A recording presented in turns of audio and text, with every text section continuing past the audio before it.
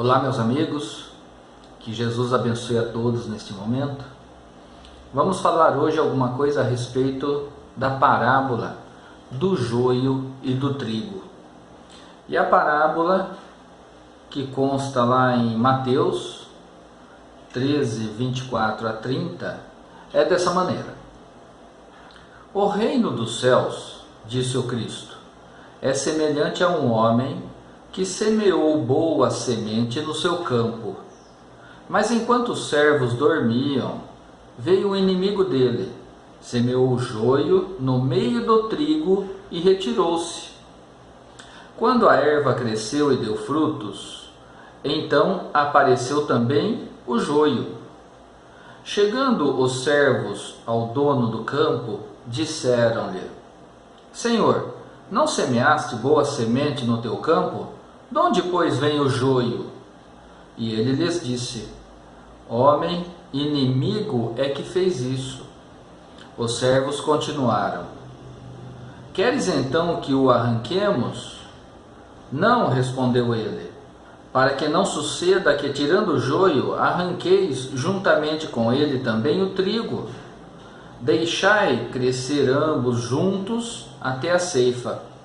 E no tempo da ceifa, direi aos ceifeiros: Ajuntai primeiro o joio e atai-o em feixes para o queimar, mas o trigo recolhei-o no meu celeiro. Então, assim como as demais parábolas de Jesus, as histórias que ele formulava,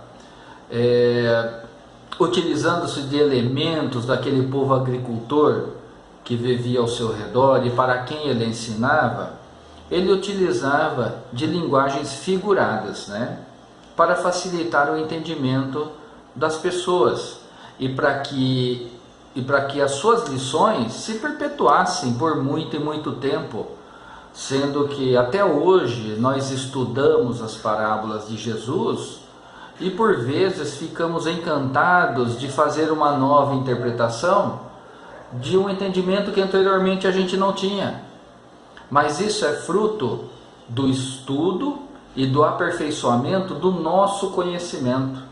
Então olha só a profundidade dos ensinamentos do Cristo. Com o passar do tempo, com o amadurecimento dos homens, da sociedade, com a ampliação do conhecimento evangélico e social, nós vamos aprofundando cada vez mais nos ensinamentos contidos nas parábolas de Jesus. Chama a atenção que mais uma vez ele inicia falando o reino dos céus, linguagem figurada, sempre mostrando a relação entre os acontecimentos da vida e o nosso Criador, que ele está acima de tudo e é o responsável por tudo que existe e pela nossa criação também, para que a gente possa ir compreendendo a grandeza de Deus nesse sentido. Então aqui o terreno, mais uma vez, somos nós, que recebemos os ensinamentos do Cristo, os ensinamentos evangélicos, que aqui é figurado pelo linguajar do trigo, mas também durante a nossa vida nós recebemos ensinamentos variados, camuflados de ensinamentos evangélicos, só que tem por objetivo nos tirar do caminho correto. Então nós vemos aqui que o trigo simboliza o bom conhecimento evangélico e o joio simboliza esse conhecimento que nós também adquirimos, as informações que nós recebemos, que não são verdadeiras, mas que por fim acabam nos influenciando se nós não tivermos uma boa base doutrinária, uma base de conhecimento dos estudos evangélicos e nós, no caso dos espíritas, da doutrina espírita, para não nos deixarmos ser influenciados por ensinamentos que muitas vezes são inseridos no campo do espiritismo, mas que na verdade não fazem parte dos ensinamentos espíritas, não fazem parte da codificação de Allan Kardec. das obras básicas do Espiritismo. Então nós compreendemos que nesse ensinamento nós convivemos, através dessa parábola, nós convivemos com os bons ensinamentos e com os ensinamentos equivocados.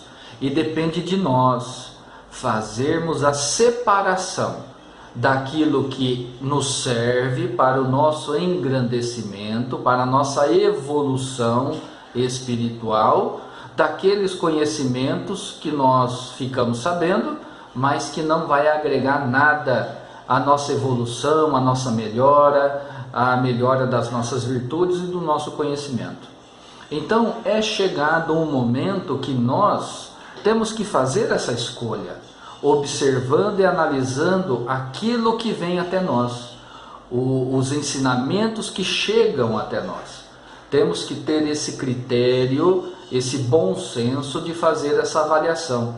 Inclusive, o Espiritismo nos abre os nossos olhos nesse sentido, porque sempre está nos orientando a não aceitarmos os ensinamentos que vêm até nós de uma maneira pacífica, mas sim para fazermos uma análise daquilo que nós estamos recebendo de maneira bem criteriosa e racional, e para que nós possamos assim separarmos aquilo que é bom daquilo que não é bom.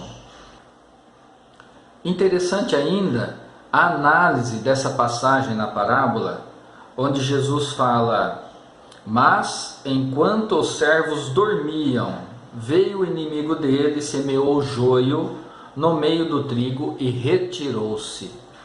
Lembrando ainda que Jesus sempre nos orientou a respeito da necessidade de orai e vigiai, ou seja, de mantermos a conexão com a espiritualidade superior, com Jesus, com o nosso Criador, mas também vigiar os nossos pensamentos, tomando cuidado com as nossas palavras.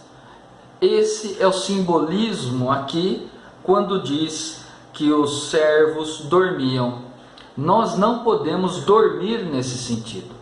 Precisamos estar atentos, porque se nós não tomarmos o devido cuidado e termos a devida prudência, num determinado momento, quando nós abrirmos os olhos, nós estaremos caminhando por caminhos do conhecimento espiritualista, por exemplo, que fogem do conceito da doutrina espírita, do conceito doutrinário. Então nós não podemos dormir, sempre com a precaução de tomar o devido cuidado, orando e vigiando o nosso próprio pensamento, o nosso comportamento, as informações que nós recebemos.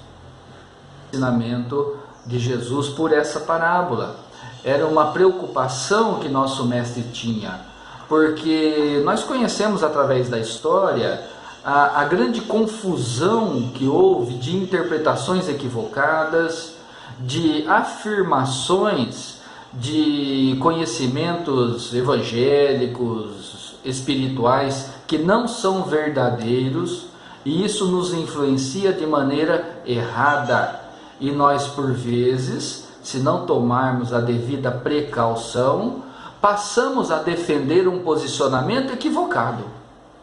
Por isso, a necessidade do estudo, mas a preocupação de buscarmos esse conhecimento em ambientes conhecidos e de credibilidade.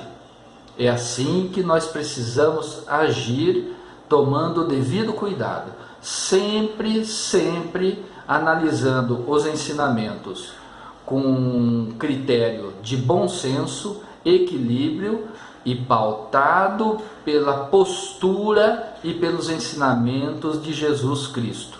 Tudo que nós analisamos, podemos fazer comparação com os ensinamentos de Jesus, para termos uma ideia se aquilo realmente está correto ou não.